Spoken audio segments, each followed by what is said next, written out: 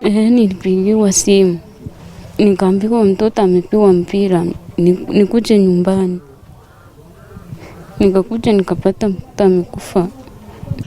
Kitendo ambacho kimefanyika leo ni kitendo cha aibu na ni kitendo cha kishetani, kwa sababu mtoto ambaye ni wa miaka 3 anapopatikana amenyongwa na ni mchana, ni kitu ambacho kinatushangaza.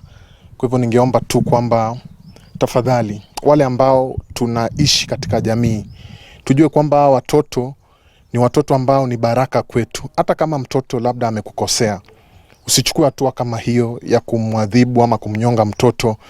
It's a shameful thing. It's a satanic thing.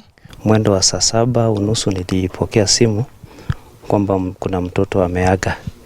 Wakati nilifika katika boma ya mzee Mokua, nilipata kweli kuna mtoto amelala, na inasemekana kwamba mtoto alikuwa sawa asubuhi, akapewa chakula, akaenda kutembea.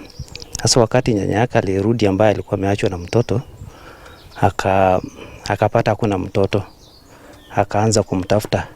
Baada ya kumtafuta kwa muda, kurudi kwa nyumba akapata mtoto ameketi karibu na mtungi na ni kama amelala usingizi.